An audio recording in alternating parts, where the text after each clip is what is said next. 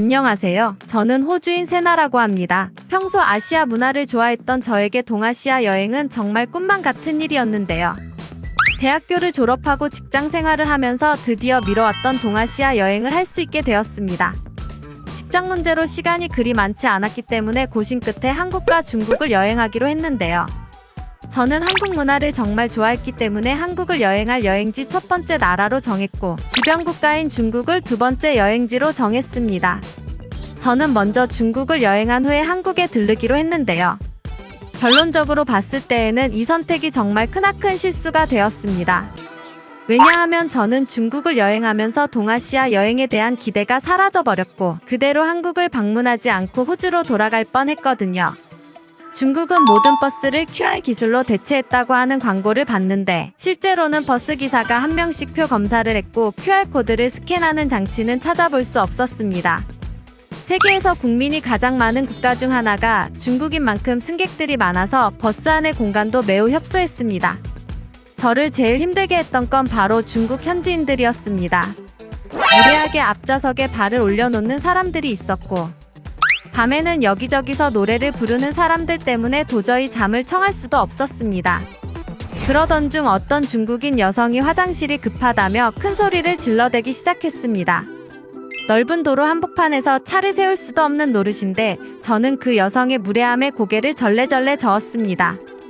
하지만 이어서 저는 정말 살면서 가장 충격적이었던 장면을 목격하고 떡 벌어진 입을 다물 수가 없었습니다. 운전기사는 여성의 계속된 고함에 질려버렸다는 듯한 표정으로 갓길에 차를 세웠고 버스가 정차함과 동시에 그 중국인 여성뿐만 아니라 버스 안에 있던 많은 중국인들은 기다렸다는 듯이 버스에서 내려서 도로 옆 풀숲에 자리를 잡고 대소변을 보더군요. 남녀노소 할 것 없이 말이에요. 도로 옆에서 단체로 용변을 보는 모습은 정말 저에게는 엄청난 충격이었습니다. 주변 국가인 중국과 한국의 수준이 비슷하다면 저는 그렇게나 고대하던 한국 여행을 갈 이유가 없다는 생각까지 하게 되었습니다.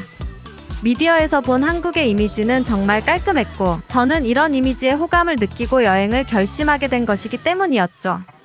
이러한 이유로 중국 여행은 애초 계획했던 것보다 더 빨리 마무리하게 되었고 침울해진 기분으로 한국행 비행기에 몸을 실었습니다. 그런데 이런 고난을 겪고 도착한 한국은 정말 몹시 놀라웠습니다.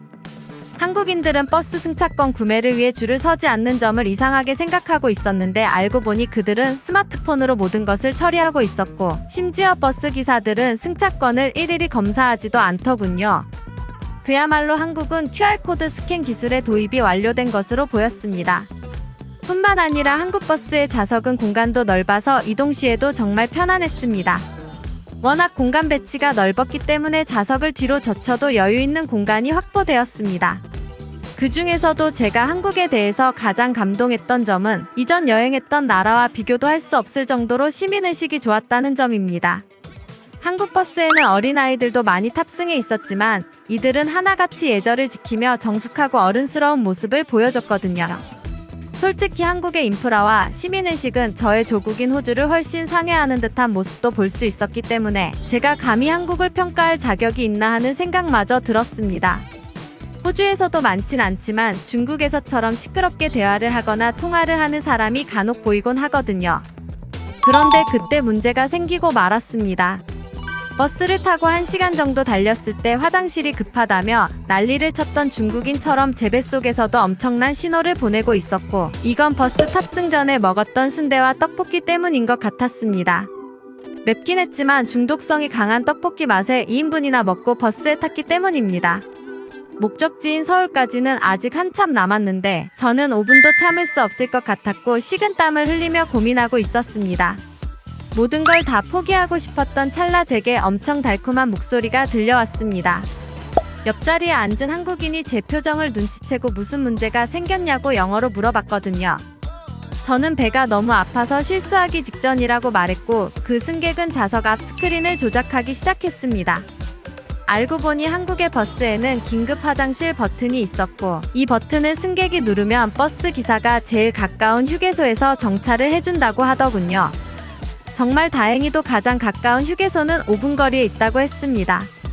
그렇게 버스는 휴게소에 도착했고 휴게소에는 많은 단체 관광객들이 몰려서 여자 화장실에는 꽤나 긴 줄이 서 있었습니다. 좌절하고 있던 그때 어떤 아주머니가 식은땀으로 젖은 절 보더니 맨 앞줄에 한국인들과 이야기를 나누고 그 한국인들은 저를 위해 흔쾌히 자리를 양보해주는 정말 기적과도 같은 일이 벌어졌습니다. 저는 한국인들의 호의에 대해 무한한 감사를 느끼며 화장실에 들어갔고 평화를 찾은 후에야 한국 화장실에 있는 놀라운 시설들이 눈에 띄기 시작했습니다. 한국 휴게소의 화장실에는 꽤나 비싸 보이는 비데부터 호주의 호텔에서나 볼 법한 대리석 인테리어 등 말도 안 될 정도의 시설을 갖추고 있었고 심지어 이 모든 것이 무료로 제공되더군요. 뿐만 아니라 한국의 휴게소에는 문화시설에 놀러온 것 마냥 다양한 시설들이 즐비했고 특히나 맛있는 먹거리들이 다양하게 판매되고 있었습니다. 떡볶이 때문에 엄청난 고난을 겪을 뻔했지만 저는 다양한 음식들의 냄새에 더는 참지 못하고 저를 도와줬던 옆 사람과 같이 먹을 핫바와 호두과자를 구매해서 버스로 돌아왔습니다.